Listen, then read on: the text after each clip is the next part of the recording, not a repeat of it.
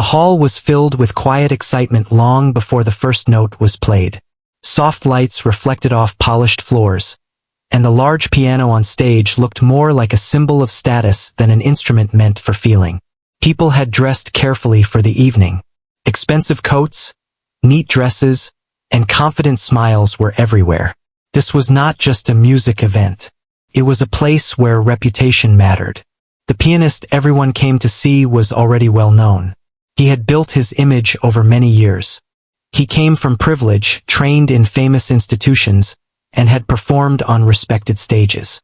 His achievements were often mentioned before his music. Many admired him not only for how he played, but for what he represented. To them, he was proof that discipline, money, and the right background could create greatness. He believed that talent without training was nothing. In his mind, music was a serious craft reserved for those who studied it the right way. He often spoke about how real skill could not exist without years of formal lessons, strict teachers, and proper guidance. He said these things openly without caring how others felt. To him, honesty mattered more than kindness. Before the event began, he stood near the stage speaking to a small group of guests. His voice was calm but firm. He talked about technique, about mistakes he often noticed in amateur players. He laughed lightly when someone mentioned street musicians or self-taught pianists. He said passion was common, but excellence was rare. Those listening nodded, some out of agreement, others out of politeness. When the event officially started, the audience settled into their seats. The host introduced the pianist with great enthusiasm, listing his awards and praising his refined style. Applause filled the hall as he walked to the piano. He bowed slightly, confident and relaxed, as if the space already belonged to him. He played with precision. Every note was clean, controlled, and sharp. The audience listened closely, impressed by his speed and accuracy. Yet for some, the music felt distant. It was perfect, but cold. Still, no one questioned his ability. Skill like that demanded respect. After finishing his performance, he stood and accepted the applause. The clapping was loud and long. He smiled, knowing he had met expectations. When the noise finally faded, he leaned toward the microphone to speak. He began talking about music education. He said that too many people believe talent alone was enough. He explained that without structure, raw ability would fade or become messy. His words were not cruel, but they carried judgment. He spoke as someone certain that his view was correct. He then suggested something unexpected. The piano, he said, should not be treated as a toy. He asked if anyone in the audience believed they could play on the same level without proper training. A quiet tension filled the room. Some people laughed nervously. Others looked down, avoiding attention. At the back of the hall, a woman sat quietly. She had come alone and wore simple clothes. Nothing about her stood out. She did not look nervous or confident. She simply observed. Music had always been part of her life, but not in public spaces like this. For her, the piano was not about praise. It was about expression, about moments she shared only with herself. She had not planned to play that night. In fact, she had no intention of drawing attention. But as she listened to the pianist speak, something stirred inside her. Not anger, but a quiet discomfort. His words felt heavy, as if they erased people like her. People who loved music but never had the chance to learn it the accepted way. Around her, people whispered. Some agreed with the pianist. Others felt uneasy but stayed silent. No one wanted to challenge someone so respected. The hall was full, yet the space felt small. The pianist scanned the audience. His eyes moved slowly, stopping here and there. When he reached the back, his gaze paused on the quiet woman. Perhaps it was her calm posture or her steady expression. He gestured toward her and asked if she played. The question caught her off guard. She did not respond right away. All eyes turned toward her. The silence felt heavy. She considered shaking her head, letting the moment pass. That would have been easier. But something held her still. She answered honestly. She said she played sometimes. A few people chuckled softly. The pianist raised an eyebrow, clearly surprised. He asked where she studied. She replied that she had never studied formally. Her voice was calm, without shame. The room reacted instantly. Some faces showed curiosity, others amusement. The pianist smiled, but it was not warm. It was the smile of someone confident that they were about to prove a point. He spoke again, this time louder, making sure everyone could hear. He said this was exactly what he meant. Passion without discipline. He suggested a small challenge, framed as an experiment. He would play a piece and then she could play the same. The idea spread through the hall like a spark. People leaned forward in their seats. Some felt uncomfortable, sensing imbalance. Others were eager, expecting entertainment. The woman did not answer immediately. Her heart beat faster, but her face remained calm. She knew the risk. She also knew her own story, even if no one else did. She understood what music meant to her and what it had carried her through. She looked at the piano on stage. For a moment, the noise around her faded. She remembered late nights, quiet rooms, and melodies played for no one but herself. She remembered why she loved music in the first place. Slowly, she nodded. The pianist seemed pleased. To him, this was confirmation. The audience buzzed with anticipation, unaware that the night was already shifting in a direction none of them expected. And that was how the challenge was set, not by pride alone, but by assumptions that had gone unquestioned for far too long.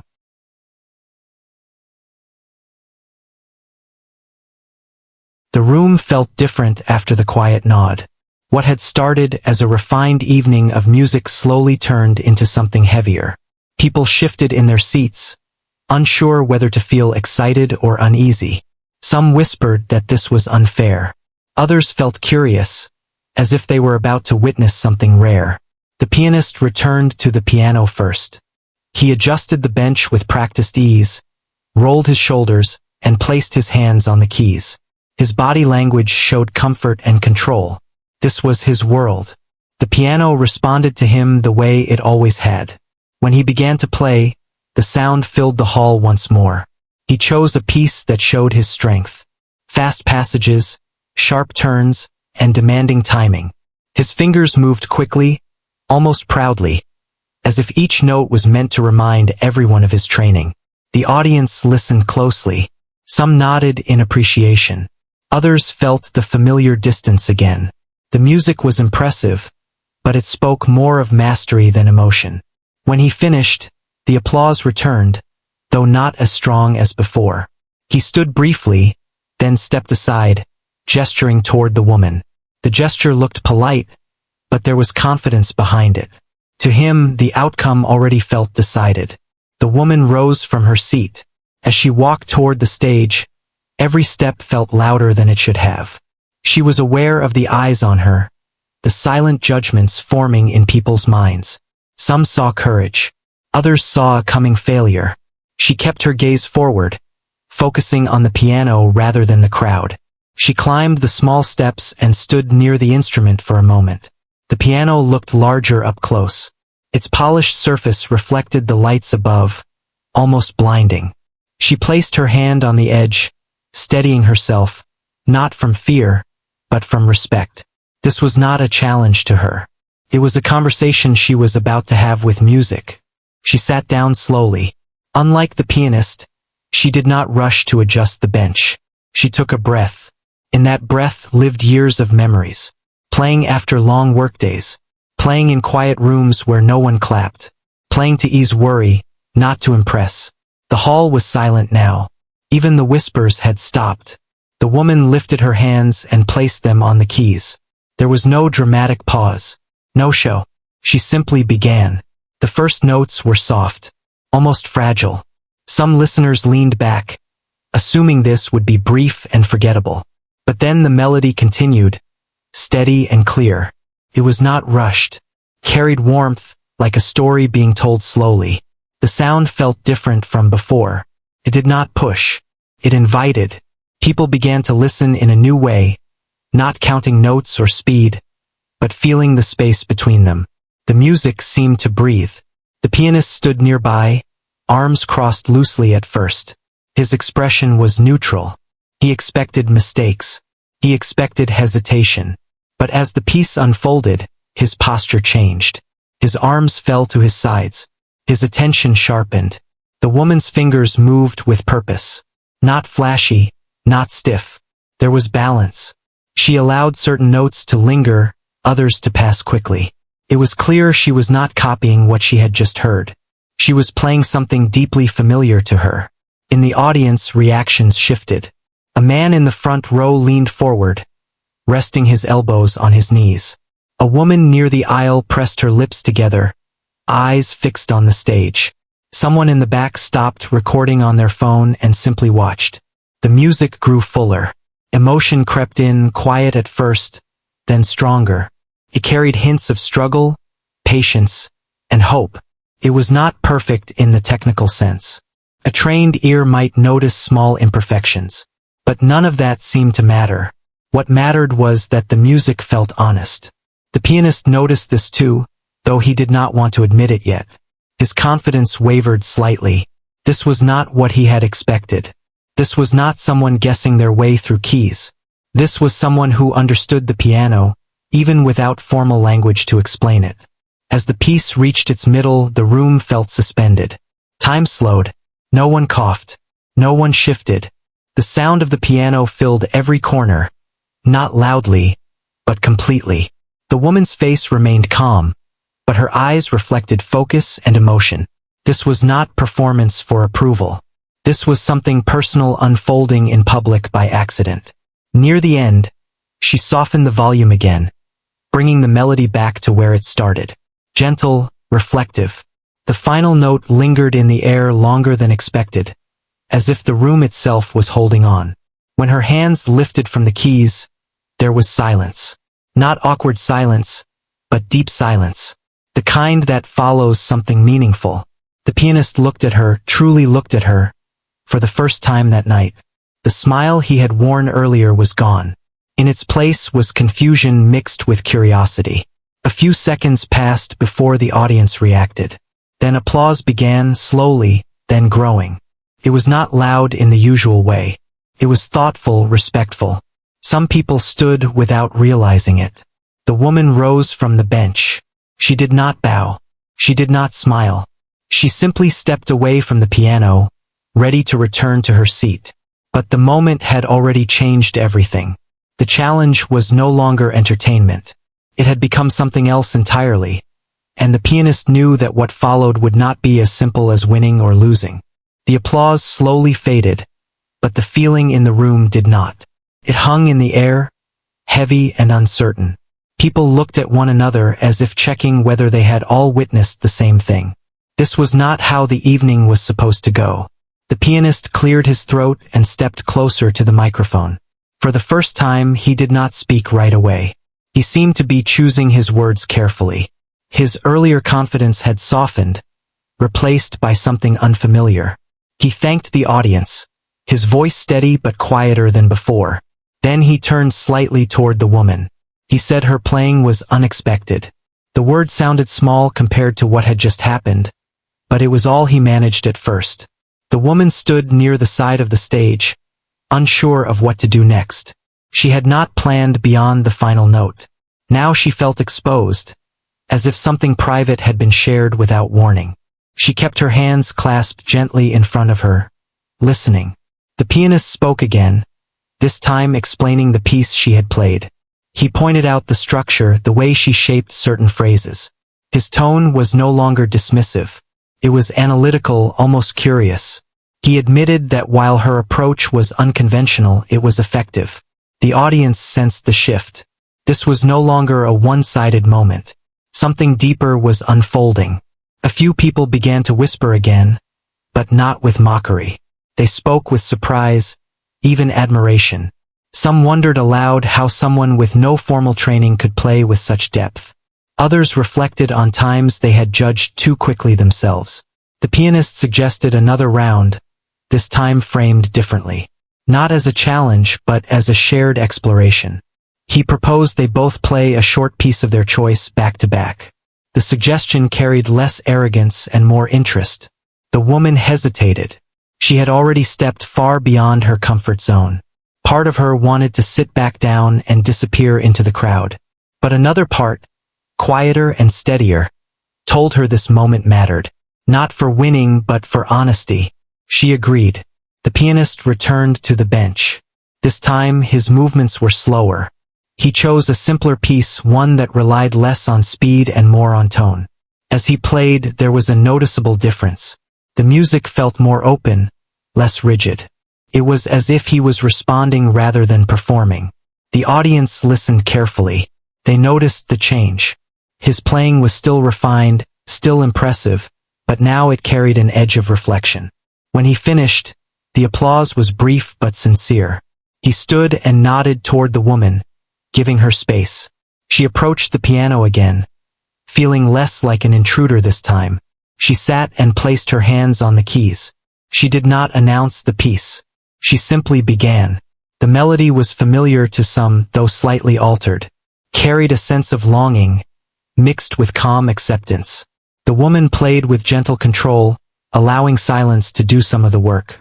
The notes flowed naturally, as if she were speaking rather than performing. As the music continued, the room softened. People leaned back in their seats. The tension eased. This was no longer about comparison. It was about connection. The pianist listened closely. He noticed how she allowed imperfections to exist without forcing correction. He noticed how emotion guided her hands more than habit.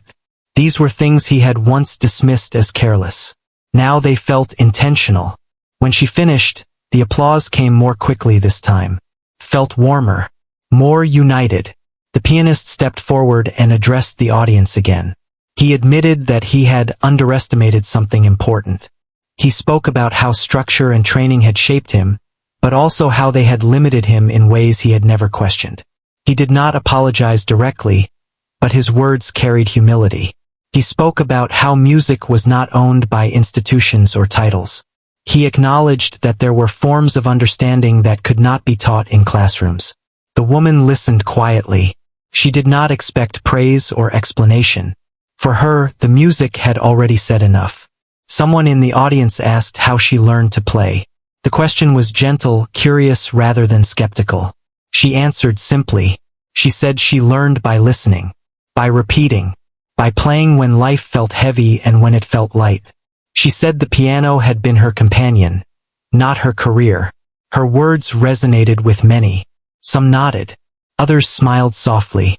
The pianist looked thoughtful. He thanked her for reminding him why he started playing in the first place. The statement surprised even him. As the event drew toward its end, people remained seated, unwilling to rush away. Conversations buzzed quietly. Strangers exchanged looks of shared understanding. The woman returned to her seat. This time, people noticed her not as a curiosity, but as a presence. She felt a mix of relief and exhaustion. She had not intended to change anything, yet something had shifted. The pianist packed his sheet music slowly. His movements lacked their usual sharpness. His mind was elsewhere. What had begun as a demonstration of skill had turned into a moment of reflection. For everyone in the room, but especially for him, the evening had opened a door that could not easily be closed. The event officially ended, but no one rushed to leave. People stayed in their seats, talking in low voices, as if standing up too quickly might break something fragile. The feeling in the room was calm but thoughtful. It was the kind of quiet that follows truth. The woman remained seated for a while, letting the noise soften around her. Her heart was still beating faster than usual, but not from fear. It was the aftereffect of being seen without asking to be. She had shared something personal, and now she needed a moment to return to herself. Nearby, a few people glanced at her, then looked away, unsure whether to speak. She noticed their hesitation and felt strangely comforted by it. She did not want attention. She wanted normalcy. The pianist stood near the stage, speaking quietly with the event host. His posture was different now, less upright, less certain. He nodded often, listening more than talking. The host placed a hand on his shoulder at one point, saying something that made him smile faintly. As the hall slowly emptied, the woman gathered her belongings and prepared to leave. She moved carefully through the aisles, avoiding eye contact. Just as she reached the exit, a voice called out to her, calm and respectful. It was the pianist. She paused, unsure whether to turn around. Part of her wanted to leave without another word. But she turned, meeting his gaze.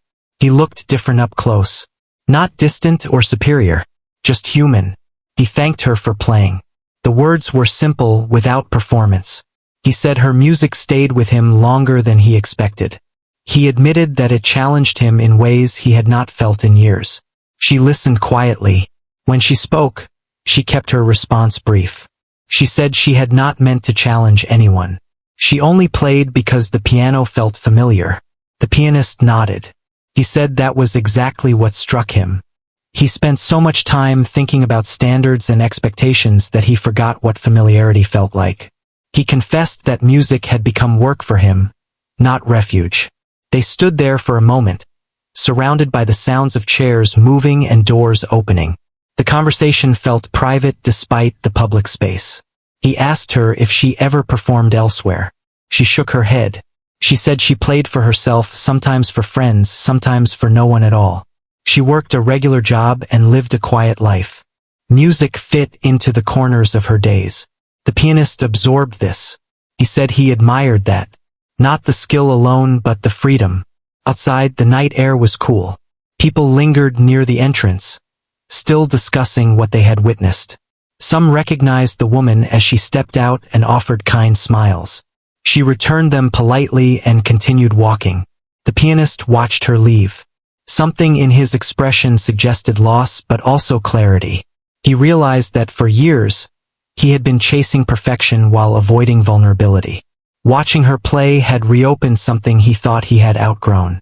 In the days that followed, the moment stayed with him. During rehearsals, he found himself pausing more often, listening instead of correcting. He questioned habits he once defended fiercely. He noticed how often he dismissed feeling in favor of precision. Meanwhile, the woman returned to her routine. She went back to work, cooked simple meals, and played the piano at home as she always had. Yet something inside her had shifted too. She felt lighter, as if a weight she never named had been lifted. Friends who heard about the event asked her why she agreed to play. She struggled to explain. It was not bravery. It was not pride. It was something quieter. A sense that the moment asked for honesty. One evening, she sat at her piano and played the same piece again. This time it felt different. Not better or worse, just fuller. As if the music had grown by being shared. Across town, the pianist attended another performance as a guest rather than a star. He watched young musicians play with uneven technique but strong emotion. Instead of judging, he listened. He felt curiosity where he once felt critique. He thought often about the woman and her calm presence. He realized that regret did not come from losing a challenge. It came from recognizing how narrowly he had defined value. The memory of that night spread quietly. People spoke about it not as gossip, but as a reminder. Some reconsidered their own assumptions. Others found courage to return to hobbies they once abandoned. The woman never sought recognition for what happened. She did not post about it or speak publicly. For her, the power of the moment was in its passing. Came, it spoke, and it left. Yet its impact remained. For the pianist, it marked the beginning of change. For the woman, it confirmed something she had always felt but never voiced. That music did not belong to the loudest voice in the room, but to the truest one.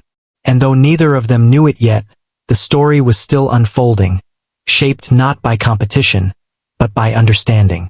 Life did not change overnight for either of them, but something subtle began to shift beneath the surface. The kind of change that does not announce itself, yet slowly reshapes how a person moves through the world. For the pianist, mornings felt different. He still woke early, still practiced for hours, still followed the routine that had defined his career. But now, there were moments when his hands paused over the keys. He listened more closely to the sound he was creating. Not to judge it, but to feel it.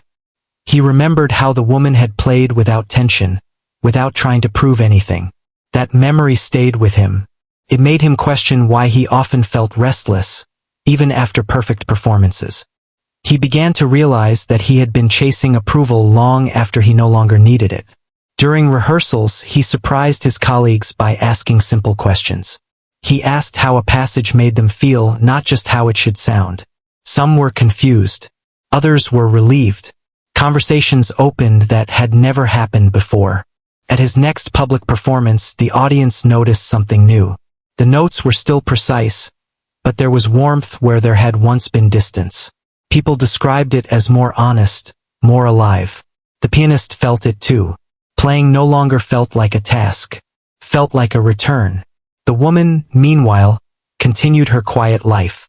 She did not think of herself as someone who had changed anything. Yet she noticed how often music came to her mind during the day. Small melodies followed her through ordinary moments. She smiled more while playing, less guarded. One afternoon, a neighbor heard her practicing through an open window and stopped to listen. When the piece ended, the neighbor clapped softly. The woman laughed, slightly embarrassed, but also pleased. Felt good to share without pressure. Word of the event spread slowly, mostly through conversation. Not everyone knew the details, but many spoke about a moment when assumptions were challenged. The story grew simpler with time, focusing less on who won and more on what was learned. The pianist was invited to speak at a small gathering about music and growth. In the past, he would have focused on discipline and structure. This time, he spoke about listening. He said that skill mattered, but so did humility. That message resonated deeply. After the talk, someone asked about the woman. He smiled and said she reminded him that music begins long before the stage. He did not give her name. He did not claim credit. He let the idea stand on its own. The woman heard about this later from a friend who attended. She felt a quiet sense of peace. Not pride, but reassurance. The moment had not been misunderstood. One evening, she received an unexpected message through a mutual contact. The pianist wondered if she would consider playing at a small community event. Not as a feature, not as a competition. Just as music shared among people. She hesitated before responding. The idea stirred old doubts. She worried about expectations returning, about the simplicity she valued being replaced by pressure. But she also remembered how the piano felt that night. Honest. Open. She agreed with one condition. There would be no announcements, no titles, no spotlight. Just a piano and people willing to listen. The event took place in a modest hall. Chairs were uneven. The piano was old but well cared for. People gathered without knowing exactly what to expect. The pianist played first, briefly. Then he stepped aside without words. The woman followed. She played simply. Not the piece from before, but something new. The room responded with quiet attention. No one clapped until the end. When they did, it was gentle and sincere. Afterward, people spoke openly about what the music made them feel. There were no comparisons, no judgments, just shared experience. As the evening ended, the pianist thanked the woman again. This time, his gratitude felt settled, not emotional, like something that had found its place. The woman walked home under the night sky, feeling steady. She knew she would return to her quiet life. That was where she belonged. But she also knew that music, when offered honestly, could reach further than she once believed. The lesson of that first night continued to ripple outward, touching lives in small, meaningful ways. Not through fame or recognition, but through the simple act of listening. And with each passing day, both of them carried forward a deeper understanding. That true value is not proven by challenge, but revealed through sincerity. Time passed, and the memory of that first night slowly settled into something quieter, something lasting. It no longer felt like a single event, but like a turning point that had gently redirected many paths. The pianist continued performing, but his relationship with music had changed. He no longer introduced pieces with long explanations meant to impress. Instead, he let the music speak. He spent less time correcting others and more time encouraging them to explore their own sound. Some people noticed this shift and commented on it. Others simply felt it without knowing why. At one concert, after finishing a piece, he paused longer than usual before standing up. The silence felt intentional. He later explained that music needed space, not just sound. The audience responded warmly. They were not just hearing him anymore. They were meeting him. Behind the scenes, he simplified his life. He declined events that felt empty and accepted smaller invitations that felt real. He began mentoring younger musicians differently, asking them what music meant to them instead of what goals they wanted to reach. Many found this approach refreshing. The woman remained mostly out of public view. She did not seek stages or audiences. Her life stayed modest and grounded. She worked, cared for her home, and played the piano when the day allowed. Yet she carried a quiet confidence she did not have before. Not confidence in skill, but in belonging. She no longer felt invisible when she played. Even alone, she felt connected to something larger. Music became a conversation rather than a hiding place. From time to time, people who had been at the original event recognized her in passing. They smiled, sometimes stopping to say how that night stayed with them. She thanked them kindly and moved on. She did not relive the moment. She honored it by living well. One afternoon, she received a simple letter. No formal letterhead, no titles, just a short note from the pianist. He wrote that he was grateful, that the night they shared music had helped him rediscover honesty in his work. He did not ask for anything in return. He simply wanted her to know. She read the letter once, then placed it inside a book. She did not frame it or show it to anyone. It was enough that it existed. Months later, another small community gathering took place. This time, no one mentioned the past. People came to listen, to sit together, to breathe. The piano stood quietly in the corner, waiting. The woman played again that evening.